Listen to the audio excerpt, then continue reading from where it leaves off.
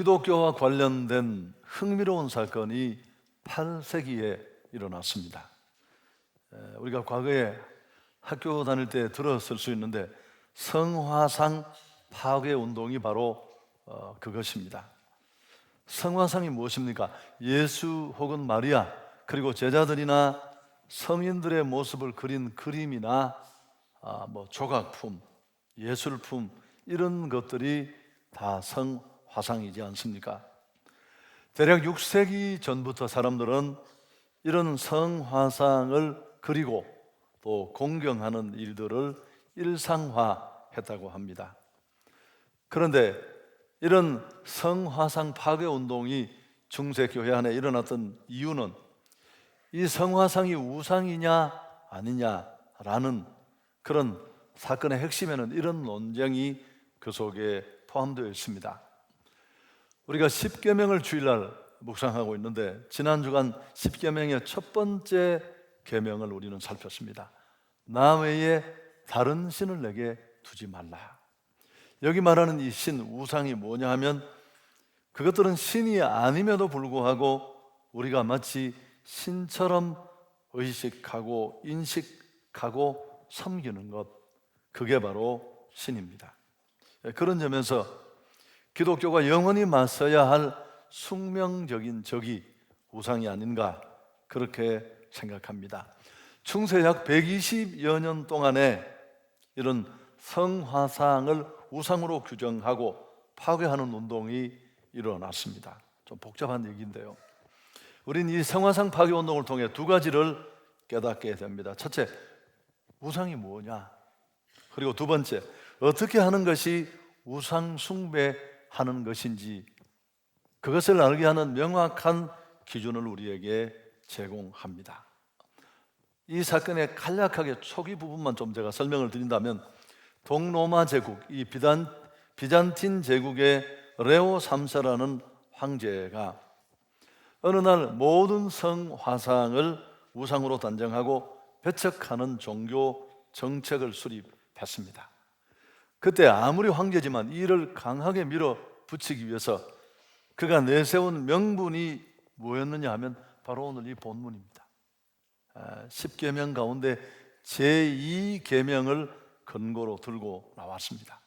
그러나 사실은 그가 황제로서 가지고 있는 정치적인 의도도 있었습니다. 중세 교권이 너무 하늘을 찌르고 황제권을 침해하는 정도까지 이르러서 이런 교권을 좀 약화시키려는 그런 정치적 의도도 그 속에 깔려 있었습니다.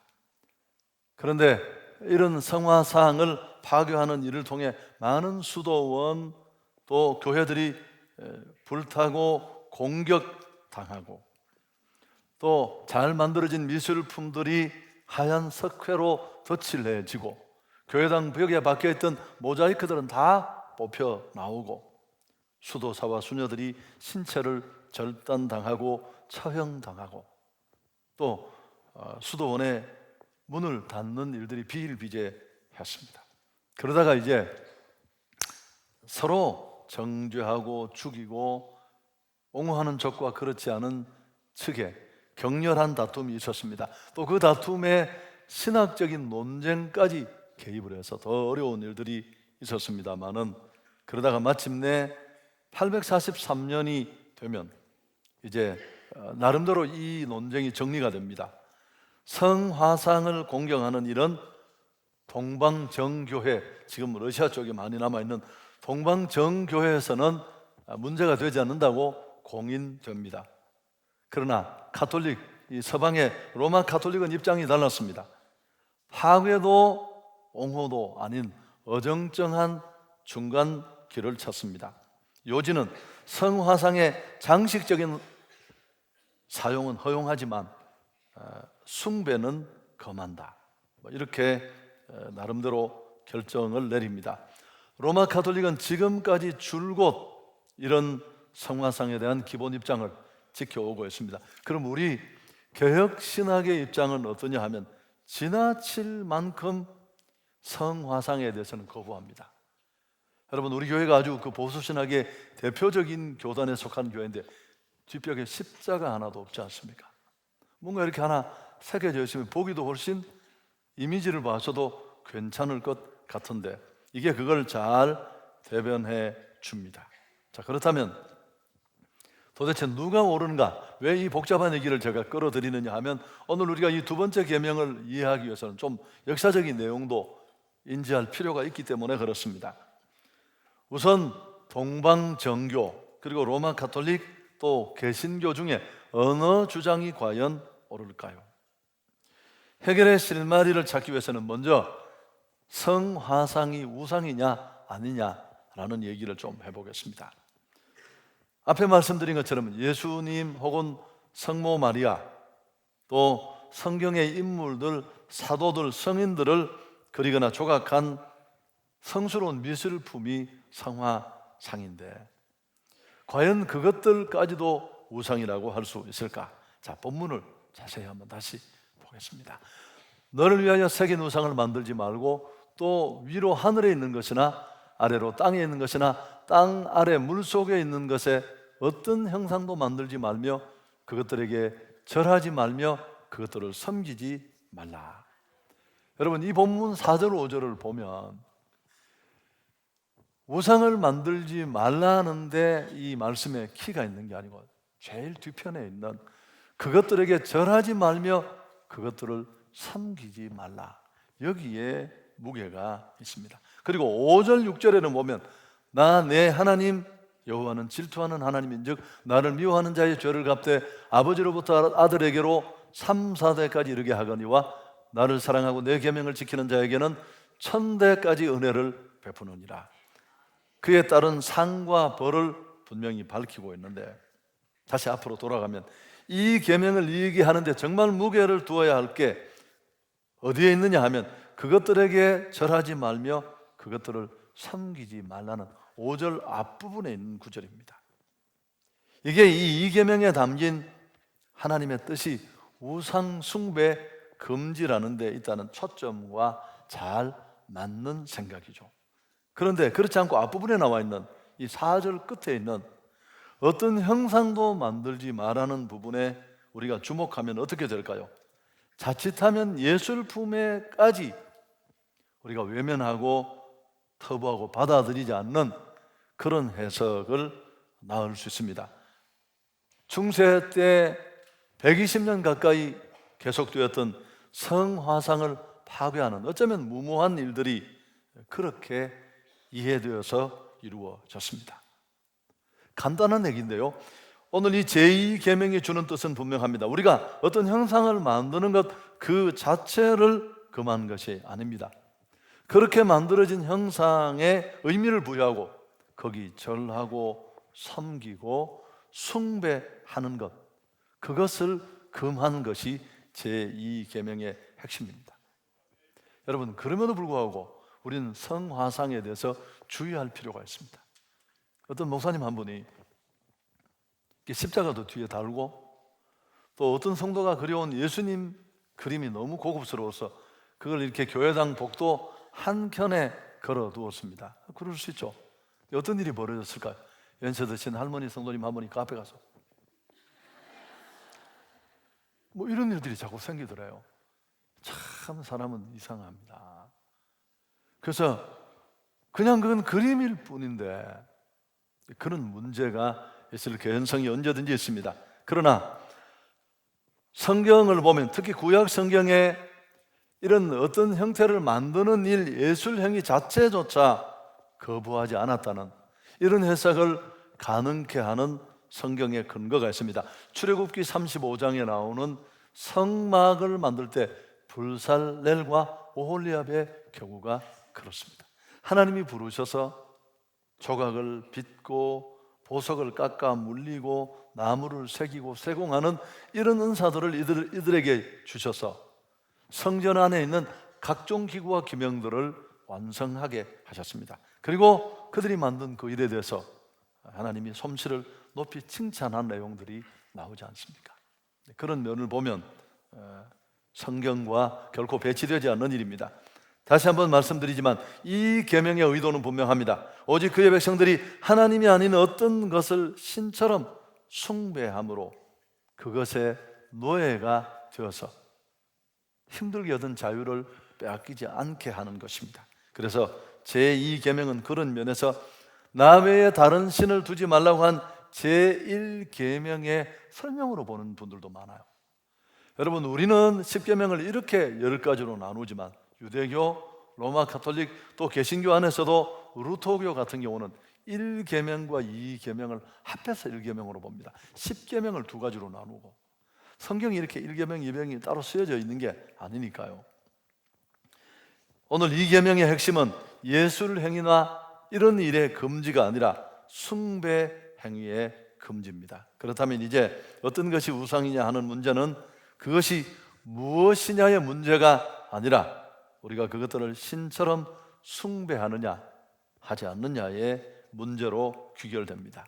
자, 정리를 한다면, 여러분, 우리는 예수 그리스도의 보배로운 피로 구원받고 구속받아 지금까지 죄와 우리를 얽어매던 모든 것들로부터 자유케 된 줄 믿습니다.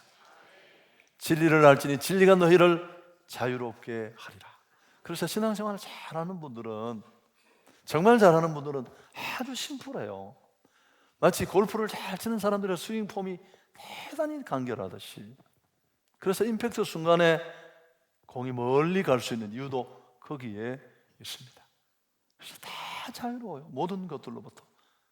오로지 묶인 곳이 있다면 하나님 그 한 분에게만 잡혀있지. 여러분, 물질 필요합니다. 그 풍요로움의 복도 우리에게는 있어야 되는데, 그러나 그 물질이 그 한계를 뛰어넘어서 마치 만몬이라는 단어가 어느 날부터 대문자로 쓰여지면서 주인 행세를 하게 두어서는 안 됩니다. 돈을 그냥 돈일 뿐이에요. 또 마을 어귀에 서 있는 나무도 그냥 나무예요. 자꾸 절을 하지 마십시오. 여러분, 이성적 사고, 합리적 사고는 필요하지만 주와 함께 동행하는 데는 그 계산만 가지고는 안 돼요. 나와 함께 지금도 살아서 역사를 운행하시는 하나님을 계산하는 그 믿음의 계산도 우리에게는 필요합니다. 그리고 작게 필요의 이름으로 찾아온 탐욕의 것들, 우리는 하나하나 정리하고 돌아볼 필요가 있습니다. 우상이 뭐 이렇게 막 나무로 만들어 새겨진 것만 아닙니다. 우리가 거기 마음을 두고 거기 기대고 은연중에 소망의 근거로 삼은 그 무엇, 그 어떤 것, 그게 바로 우상이니까요. 여러분, 기독교적 입장에서 보면 이 설명은 복잡하지만 중요한데요, 우상이 뭐냐 하면 언제나 하나님께서 떠난 죄의 결과로부터 출발하는 탐욕과 우상 숭배는 연결되어 있습니다. 여러분, 그냥 우상 숭배가 있는 게 아니고 하나님을 잃어버린 인생이 탐욕의 자락에 이끌려서 죄의 결과인 이 탐욕 때문에 마침내 추구하고 찾는 대상이 우상이라는 겁니다. 제2계명 서두에 은연중에 이걸 밝히는 정보가 있는데요. 자, 20장 4절 앞부분을 보십시오. 너를 위하여 새긴 우상을. 본문을 읽어도 이 앞부분에 너를 위하여라는 부분은 잘 눈에 들어오지 않습니다. 형상 만들지 말고 절하지 말고 섬기지 말라는 말씀에는 우리 눈이 가지만, 여기 이 너를 위하여라고 하는 말이 전체를 전제가 되어 이끌고 있는데요, 너희 현세적 욕심을 위하여 그런 일들을 하지 말라, 이런 뜻입니다. 인간이 탐욕스러워서 하나님을 떠나는 것이 아니라 하나님을 떠났기 때문에 탐욕스러워진다는 겁니다. 여러분, 탐욕은 죄의 결과라는 것이 성경의 말씀입니다. 인간이 하나님을 떠나는 것이 죄인데, 그래서 죄를 지으면 사망하고 또 영이 죽으면 온갖 욕망의 것들이 우리를 끌고 다닙니다. 그리고 하나님을 잃어버린 자들은 그 곤고함을 달래기 위해서 대용품을 찾습니다. 그게 바로 우상이라는 겁니다. 그래서 골로새서 3장 5절에 있는 탐심은 우상 숭배라는 말도 이런 맥락에서 비롯된 것입니다. 제가 왜 이 복잡한 얘기를 하느냐 하면 너희를 위하여라는 말 속에서, 여러분, 우리가 왜 자꾸만 신앙생활을 한다고 말하면서도 이런저런 신처럼 우리가 의지하고 기대고 소망을 두는, 우리를 끝까지 지켜줄 수 없는 것들에 마음을 두는 우상을 자꾸 만드느냐 하면 그 이유를 알아야지만 우리는 다시 돌아갈 수 있으니까요. 그건 하나님을 잃어버린 죄가 만든 탐욕의 결과라는 것입니다. 그래서 그렇다면 이런 탐욕에서 벗어나 참 자유와 행복으로 가는 길을 이 십계명이 우리에게 가르쳐 주지 않습니까? 성경 전체가 행복 매뉴얼인 것처럼. 자, 그렇다면 어떻게 하면 일이 가능할까요? 다시 하나님께로 돌아가면 됩니다. 이런 욕망의 자락을 쫓아서 물욕을 쫓고 욕망을 채우고 그런다고 채워지는 게 아니라니까요. 제가 이제 주일 설교 준비를 해놓고 몸살이 와서 약을 먹고 오늘 설교를 여러 번 해야 돼서 해롱해롱한 상태에서 잠들기 전에 TV를 이렇게 옆에 탁 틀었는데 제가 무슨 프로그램인지도 모르겠습니다. 하여튼 무슨 이렇게 걸그룹이 나와서 서장훈이라는 키 큰 그 최형 농구 선수와 함께 얘기를 하는데, 그래서 어떤 사람하고 결혼하고 싶으냐면 자기는 부자를 만났으면 좋겠대요. 돈도 많고. 하여튼 그러니까 서장훈이가 절대 그런 사람 만나도 안 행복하다는 거 꼭 알아야 된다고. 분위기가 왜 이렇습니까? 그러니까 이 자매가 뭐라고 이야기하냐, 그래도 자기는 한번 만나고 싶대요. 일단 그게 우리 마음 아니겠습니까? 여러분, 가난할 때 오는 공허함은 그래도 답이 있어요. 정답은 아니지만 내 안에 채워지지 않는 이런 욕구들이 어느 정도로 채워지면 행복하겠지라는 기대가 있는데, 근데 그런 게 해결이 다 됐어요. 정말 그런 신랑을 만나고 돈도 많고 실력도 있고 그런데 세상에서 인정받는데 안 행복하다니까요. 우리 인간은 그런 존재가 아니에요. 그냥 밥 많이 먹고 다이아몬드 반지 20손가락 10손가락 다 꼈다고 행복하는 그런 형이합 존재가 아니에요. 없으니까 그런 생각을 해보는 것이지. 생명과 축복과 행복의 근원이 되신 분은 하나님이신 줄 믿습니다. 오늘 우리의 이런 욕망은 하나님을 떠난 데서부터, 그 원초적 분리로부터 시작된 문제라는 거죠. 성경의 진단은. 그래서 이 문제를 해결하는 길은 다시 원초적인 결합으로 돌아갈 때 해결될 줄 믿습니다. 제가 그랬잖아요. 또 유치한 비유를, 물고기가 어항을 뛰쳐나왔는데 떨어질 때 입에 피가 좀 나서 그럼 제가 그 위에다가 빨간 약도 발라주고 뽀뽀도 해주고 소용없어요. 물고기를 살리는 방법 딱 하나뿐입니다. 어떻게? 다시 어항 속으로 돌아가는 것입니다. 탕자가 아버지 집으로 돌아가는 것과 똑같습니다. 우리가 원래 있던 하나님과의 관계 속으로 우리가 복음을 통해 예수 믿고 돌아가야 할 줄 믿습니다. 여러분, 오늘 본문의 6절은 그 돌아가는 회복의 길을 우리에게 가르쳐 줍니다. 함께 읽습니다. 나를 사랑하고 내 계명을 지키는 자에게는 천대까지 은혜를 베풀어. 사랑의 대상이 바뀌어야 돼요. 여러분, 신앙생활은 결혼하는 것과 너무 비슷해요. 장가 가시기 전에 다 애인들이 있었잖아요. 전화번호도 적어 다니고 사진도 몇 장 가지고 있고. 결혼하면 그거 다 찢으셔야 돼요. 그리고 이제 결혼할 때 당신 한 사람에게만 내가 충성하겠습니다 라고 서약을 하는 겁니다. 검은 머리 팥뿌리가 되도록. 마찬가지입니다. 여러분, 우리가 우상 숭배하지 말고 남의 다른 신을 조각하거나 만들지 말고 거기 코박고 절하고 숭배하지 말라는 말은 사실은 부정명령이에요. 여기는 아무리 고민을 해도 그게 전부입니다. 그러나 이 문제를 뛰어넘는 방법은 오늘 6절이 우리에게 도전하는 이 적극적인 명령으로 나가는 것입니다. 하나님을 사랑하고 그 계명을 지키는 것입니다. 자, 그러면 우리가 어떻게 그 하나님께 진심으로 나의 사랑을 온 마음으로 담아 최고의 가치를 담아 그분을 사랑하고 표현할 수 있을까? 여러분, 그게 예배예요. 여러분, 이 예배는 너무너무 중요해요. 그냥 교회 다니는 사람들은 예배드리다 아니에요. 예배하는 모습 속에 모든 게 다 들어있어요. 그에게 하나님이 어떤 존재인가? 그가 하나님과 어떤 관계 속에 예배 드리고 있는가가 강력히 드러납니다. 부부가 이렇게 포장마차에서 우동을 먹는데 불륜인지 부부인지 안다 그러잖아요. 너무 간단하더라고요. 둘이 라면만 먹으면 그건 아니래요. 반응이 안 좋아서 지나가도록 하겠습니다. 여러분, 예배는 하나님 존재에 대한 인정입니다. 우리는 무엇을 사랑하듯이 사랑하는 것을 숭배하고 예배해요. 자식에게 온통 마음을 빼앗긴 사람, 그냥 자식 숭배주의자예요. 목사한테는 대들면서 자식한테는 꼼짝도 못해. 밥 사주고 빵 사주고 돈 다 갖다 바치고 두들겨 패야 될 일인데. 여러분, 권력을 사랑하는 자는 그 권력의 머리를 받고 코를 받고 졸렬해 보일 만큼 타협하고 짓밟혀도 그거 못 내려놓잖아요. 여러분, 그게 숭배하는 거예요. 그게 예배하는 거예요.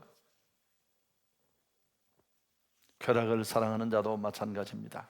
그러나 하나님만이 경배받기에 유일한 가치를 지닌 분이십니다. 여러분, 그 사실을 깨달은 사람이 내 사랑과 가치를 다 담아 그분 앞에 엎드림, 그게 예배예요. 오늘 이 예배가 그런 예배가 되어야 돼요.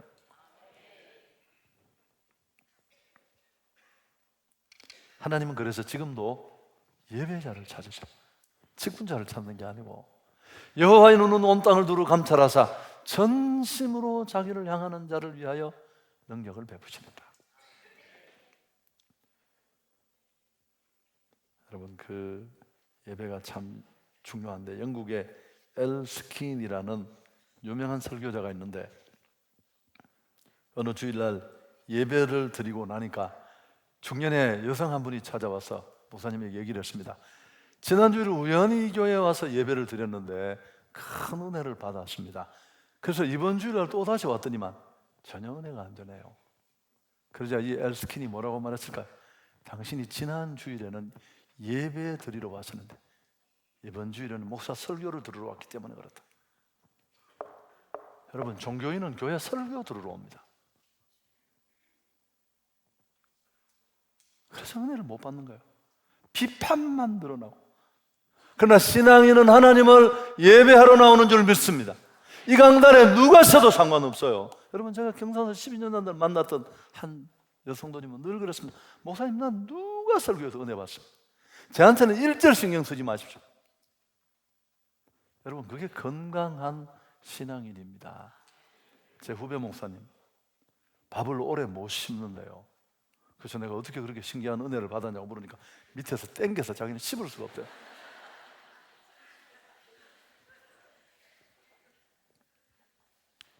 사랑하는 여러분, 하나님이 우리를 만드신 건 우리를 구원하신 목적이 똑같습니다.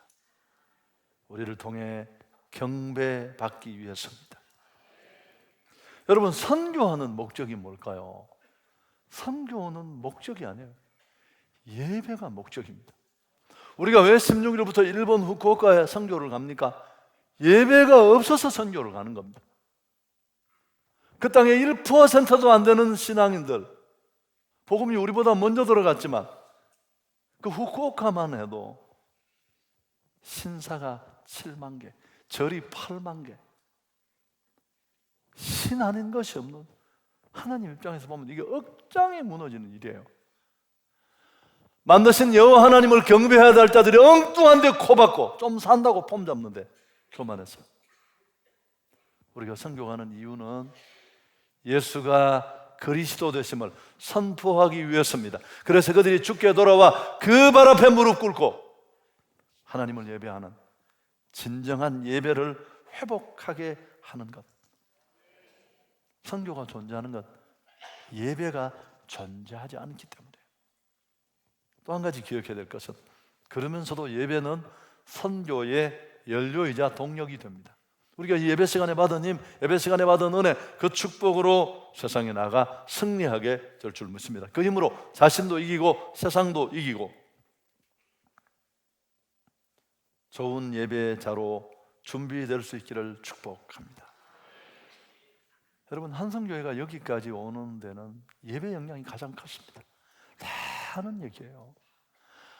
안디옥 교회는 작고 금방 세워진 이방 교회고 개척 교회였지만 세계 선교를 주도할 수 있었던 이유는 그 시대 모든 교회가 자기 생각에 붙잡혀 있을 때 하나님의 마음을 헤아려 땅끝으로 달려갈 수 있었던 이유는 예배가 살아있었습니다. 그들은 예배의 축복을 이미 알고 있어서 하나님 만나는 감격 있는 예배를 꿈꾸며 금식하며 예배를 준비했기 때문에 그렇습니다. 여러분, 2017년 무엇보다도 예배에 집중할 수 있기를 바랍니다. 하나님 한 분 사랑해서 거기 온통 마음이 빼앗기면 어디 우상 큰 이야기를 꺼낼 게 없어요. 틈이 벌어지니까 그런 것들이 문제가 되지. 그러니까 주일 53주 예배를 한 주도 잃어버리지 마십시오. 외국 간다고 빠지고, 친한 친구 아들 결혼한다고 안 오고, 뭐 어느 날 아침에 일어났더니 우산이 없어가 못 왔대. 참 기가 막혔어. 자기 집에 우산이 하나도 없더래요. 그게 말이 되는 얘기입니까 그게? 뭐가 중요한지, 사랑하는 여러분, 하나님이 소중하게 여기는 걸 우습게 여기면서 소중하게 된 사람을 본 적이 있습니까? 없어요. 그리고 예배 시간에 늦지 마십시오. 여러분, 예배 시간에 절대 늦으시면 안 돼요. 이렇게 말하는 것도 사실 틀렸어요. 15분 일찍 오십시오. 안 늦으려고 하니까 1분 전에 오고 1분 후에 오는 겁니다. 아니, 15분 전에는 들어오셔서 기도하고 준비하십시오. 예배를 위해서 좀 준비하고, 여러분 자신을 위해서, 공동체 예배를 위해서, 설교자를 위해서도. 그리고 한성교회는 굉장히 좋은 채널이 있어요. 1분 20초 정확하게 우리가 시간을 카운트해서 하는 이 참회 기도, 충분하진 않지만 진지하게 진실된 마음으로 자신에게 들릴 만한 소리로 이렇게 내 귀에 들릴 만하게 회개하면 제가 봐서 아주 괜찮은 회개 기도 시간을 가질 수 있습니다. 그리고 주일 헌금도 정성스럽게 준비하십시오. 얼마는 중요하지 않아요. 여러분의 희생과 헌신이 들어갈 만큼, 내 경제 범위에 조금 부담될 만큼 이런 수관수건 여러분 자유롭게, 어디 넣고 말고 그것도 여러분 자유롭게 하는 겁니다. 그렇게 잘 준비된 예배를 드릴 수 있기를 축복합니다. 여러분, 항상 모든 일의 완성도는 준비의 정도와 비례합니다. 안디옥 교회가 금식하며 예배를 준비한 것처럼, 뿐만 아니고 기본적인 말씀을 드립니다만 일찍 자고 푹 주무셔야 돼요. 제가 약을 먹고 잤더니만 역사에 이렇게 길게 잔 날이 없는 것 같아요. 한 11시 반부터 5시 반까지. 세상에 얼마나 길게 잤는지.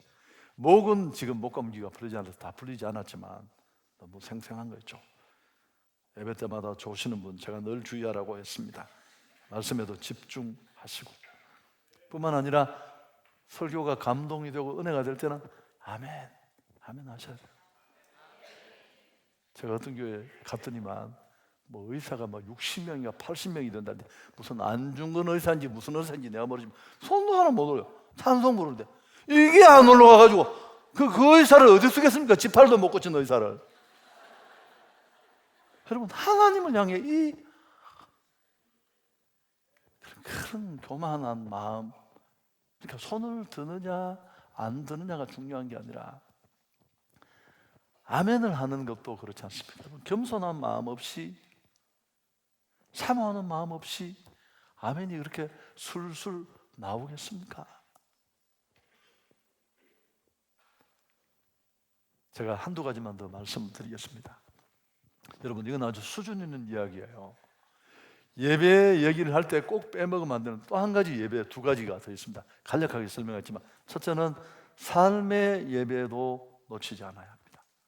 우리가 정말 예배자로 하나님을 보여주는 사람이 되려면, 그 하나님만 높여서 하나님을 드러내려면, 지금 우리가 드리는 이 구별한다면 형식 예배인데 지금 3부 예배지 않습니까? 이 예배를 주님은 기쁘게 받으시고 진정한 예배자를 찾으실 뿐만 아니라 하나님이 정말 받고 싶어하는 예배는 로마서에 말씀한 것처럼 삶으로 드리는 예배입니다. 너희 몸을, 내가 하나님의 모든 자비하심으로 너희를 권하노니 너희 몸을 하나님이 기뻐하시는 거룩한 산 제사로 드리라. 이 예배를 끝내고 내려가서 내가 만날 그 세상 속에서 예수의 사람으로 잘 살고 바로 살아서 하나님을 보여주는 삶으로 드리는 생활 예배예요. 그 예배를 성공하려고 이 예배를 드리는 거예요. 여러분, 가인과 아벨의 예배를 늘 예로 듭니다마는 가인의 예배가 실패했던 이유는 거기에 있습니다. 우리는 늘 그가 드렸던 예물에 문제가 있는 줄 알지만 아니에요. 가인과 그 제물, 가인이 먼저 실패했어요. 무슨 제물을 들고 나와도 하나님은 받을 수 없었습니다. 하나님을 의식하지 않고 마음대로 살다가 주일날만 그럴듯하게 포장하고 나면 이건 하나님 앞에 정말 위선적인 예배고 정말 가증스러운 예배입니다. 하나님은 이스라엘 향해 저 성전문을 누가 좀 걸어 잠궜으면 좋겠다. 나를 완전 성전에 박혀 걸려있는 형편없는 신으로 아는데 더 이상 내가 이런 예배를 받을 수 없다고 진노하신 이유가 바로 거기에 있습니다. 완벽하라는 뜻이 아니라 고민이 필요합니다. 그러다가 쓰러진 모습도 있지만 하나님 앞에 나와 하나님 정말 좋은 예배자로 살고 싶었는데 하나님이 없다고 말하는 이 세상에 하나님을 보여주는 사람으로 살기를 원했는데 내 연약함이 그렇지 못했습니다. 그때 우리가 회개하며 형식 예배로 나가야 할 줄 믿습니다. 여러분 잊지 마세요. 그럼 두 번째 또 한 가지 더 수준 있는 얘기를 하려고 해요. 공동체 예배도 간과하지 마십시오. 예수 그리스도는 교회의 머리가 되시고 우리는 그 머리에 매달려 있는 몸뚱이입니다. 지체, 손도 있고 발도 있고 보이지 않는 장기도 있겠죠. 그런데 오늘 손이 예배에 못 왔습니다. 나는 왔는데 개인의 예배는 괜찮을지 모르지만 공동체 예배는 결격 사유가 있어요. 예배 드리면서 주변을 살피라는 얘기가 오늘 김 집사님이 왜 안 보이시? 여러분 이런 고민이 우리에게 필요해요. 그 아픔이 내게 느껴져야 된다니까요. 김밥과 떡볶이가 달리기를 했습니다. 이제 결승점이 한 50m밖에 안 남았는데 김밥이 상당히 잘 달렸어요. 그래서 이제 결승 지점을 얼마 남기지 않았는데 문제는 갑자기 골인 지점을 얼마 앞두고 김밥이 옆구리가 터진 겁니다. 야, 큰일 났다 싶어서 뒤를 돌아보니까 떡볶이가 막 붉은 침을 흘리면서 달려오는데 이게 아무래도 어려울 것 같아서 봉합해서 들어가긴 어려워서 내용물별로 결승점을 통과하기로 결정을 했습니다. 막 당근은 당근대로 달걀은 달걀대로 들어갔는데 결국 어떻게 됐느냐 하면 떡볶이가 이겼어요. 이유를 아세요?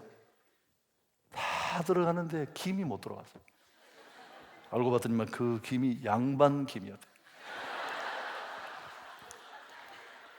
그러니까 내용물이 한 가지라도 빠지면 그건 전체가 가지 못한 것이라는 겁니다. 개인의 예배는 성공했지만 공동체 예배에 연약함이 없는지 돌아보고 가서 전화 한 통이라도 하는. 아멘. 여러분 예배의 축복은 아무리 강조해도 지나치지 않습니다. 늘 그렇게 얘기하지 않습니까? 나를 사랑하고 내 계명을 지키는 자는 찬대까지 내가 복을 갚아주겠다. 세상에 이런 말씀이 어디 있습니까? 여러분 예배만 잘 드려도 다 해결됩니다. 무너진 인생은 예배부터 무너지더라고요. 내가 얘기 많이 하지 않았나요? 우리 매형 한 사람 어떻게 데려다 놨더니만 목을 쫙 빼가지고 내가 우리 매형 대번 알겠더라고. 잘 보이지도 않았는데 예배 시간에 은혜를 받으니까 목부터 위로 쭉 빼가 어떻게든지 설교를 듣고 회복하는가. 오늘 A.W. 토저의 글을 읽으면서 제 설교를 마감하려고 합니다. 같이 읽겠습니다. 예배에 실패한 그리스도인은 모든 인생에 실패한 것이다. 즉 그리스도인에게 실패라는 것은 예배 속에서 하나님의 영광을 온전히 체험하지 못할 때 오는 것이다. 여러분 예배 때마다 하나님의 영광을 봐도 세상을 이길까 말까 한데 뜬구름 잡듯이 그렇게 예배해서 어떻게 우리가 승리할 수 있겠습니까? 하나님 영광 돌리겠습니다.